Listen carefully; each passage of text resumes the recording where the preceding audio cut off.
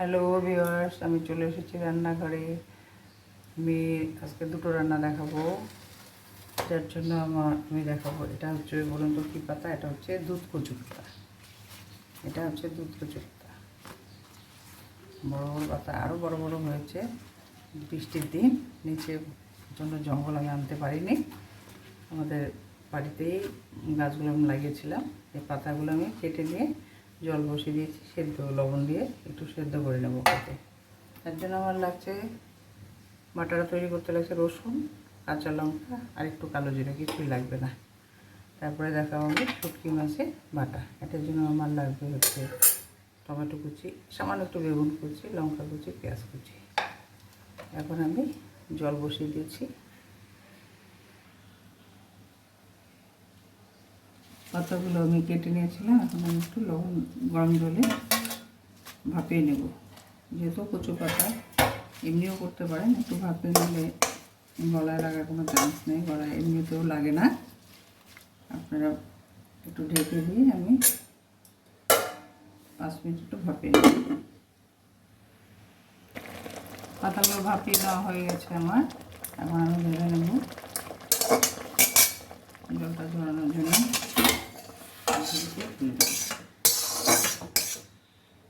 আবার বসিয়ে দিলাম। পাতাগুলো আমি ছেঁকে নিয়েছি, জল ছেঁকে নেব। এখন আমি তেল ঢেলে দেবো। তেল ঢেলে দিয়েছি, এবার আমি কালো জিরে দিয়ে দেবো। কালো জিরে দিয়ে দেবো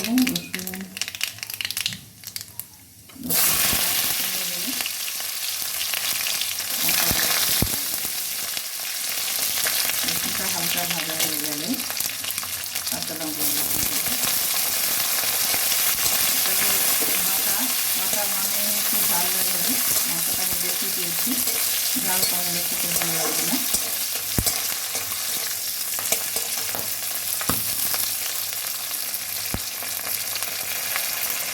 পাতাগুলো দিই।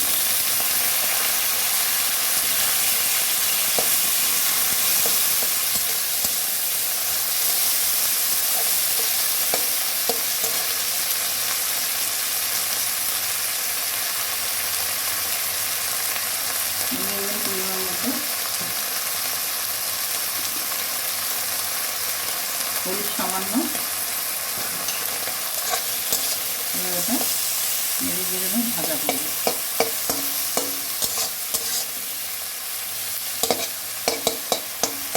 এই মজা, ঠান্ডার সময় বাটা দিয়ে ভাত খাবেন, এক থালা ভাত এমনি থেকে যাবে। বৃষ্টি পড়ছে, বৃষ্টির দিনে বাটা টাটা একটু খেতে ভালো লাগে। ঠান্ডা মানে সর্দি কাশিটাও কম হয়, রসুন কালো জিরা থাকে এর মধ্যে, তো বাটাটা খেলে শরীরও ভালো থাকে। ভাজাটা আমার হয়ে গেছে, দেখো এরকমভাবে ভেজে নেবে। জলটা শুকিয়ে গেছে, এভাবে ভেজে নিয়ে এখন আমি নামিয়ে দেবো। আর এটা পাটাতে বাটবো। পাটাতে বাটলে পরে মজাটাই আলাদা। বাটাটা আমার বেটে নিয়ে আসলাম, হয়ে গেল। এই যে বাটা, এটা খুবই মজাদার হয়। খেয়ে দেখবেন, বানিয়ে দেবেন। কচু পাতা, দুধ কচু পাতা, এমনি কচু পাতা কিন্তু নয়, দুধ কচু পাতা। তারপরে ভালো লাগলে লাইক করবেন, কমেন্ট করবেন। রাখছি, নমস্কার। আমি এখন দেখাবো শুটকি মাছের ভুনা। এটা লোটের শুটকি, অনেকে বামলাও বলে। লোটের শুটকিটা আমি গরম জলে ভিজে রেখেছিলাম, টুকরো টুকরো করে কেটে।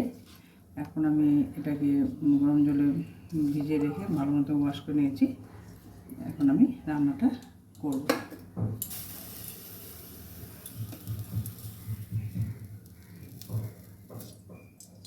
বেশ পরিমাণ তেল দিতে হবে, 3 চামচের মতন তেল ঢেলে দিলাম।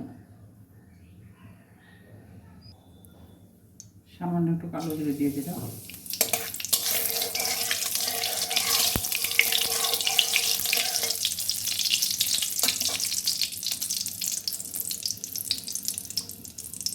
এবার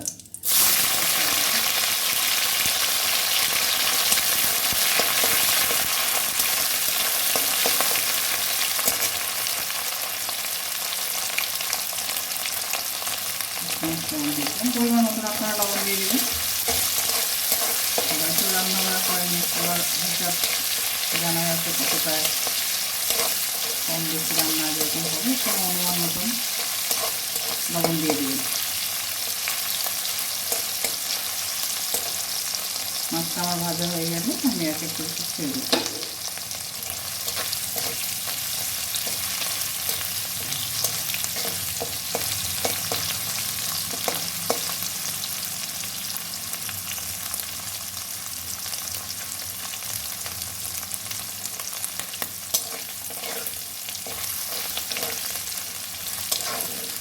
মাছটা লাল লাল হয়ে গেছে।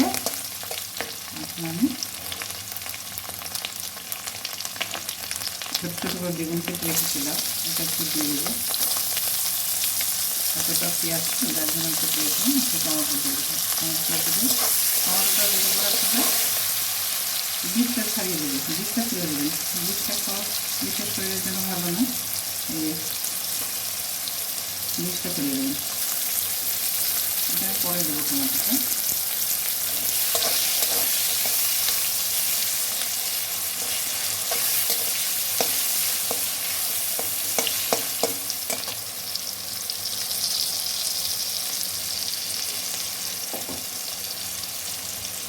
এখন আমি পেঁয়াজ কুচুগুলো আমি মিডিয়াম সাইজের 4টে পেঁয়াজ কেটেছিলাম।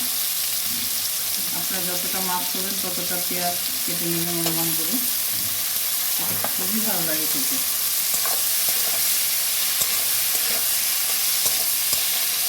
হলুদ মাছের শুকনো হলুদ গুঁড়া কিছুই দরকার হয় না। কাঁচা লঙ্কা দিয়ে দেবেন। টমেটোটা আমি পরে দেবো, পেঁয়াজটা ভাজা হয়ে যায়।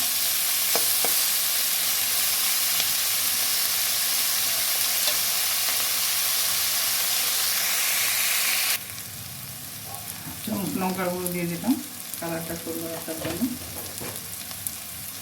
এটা আমার হাফ ভাজা হয়ে গেছে, আমি তো হবে আরও হবে। হাফ ভাজা হয়ে যাওয়ার পরে আমি লঙ্কার গুঁড়ো, হলুদ গুঁড়ো আর কেটে রাখা টমেটোটা রেখেছিলাম, টমেটোটাও দিয়ে দিলাম। একটা ছোটো সাইজের টমেটো দিয়েছি, যেহেতু অল্প মাছ।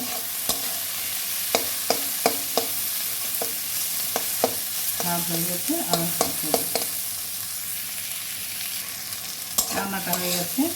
এখন আমি নামিয়ে নেব। খুব সুন্দর দেখতে হয়েছে, খেতেও তেমন মজাদার। তোমরা রান্না করে খেয়ে দেবে যারা যারা শুটকি মাছ খাও। অনেকেই শুটকি মাছ খেতে পছন্দ করে না, যারা খায় তাদের কাছে তো খুবই ভালো লাগে। এরকমভাবে বানিয়ে খেয়ে দেখবে, খুব মজাদার হয়। আর ভিউয়ার্স আপনারা ভালো থাকুন, আমিও ভালো থাকি, যেন রান্না দেখাতে পারি। দেখে লাইক শেয়ার কমেন্ট করবেন। আমি রাখছি, এখন নামিয়ে নেব। রান্নাটা আমার হয়ে গেছে।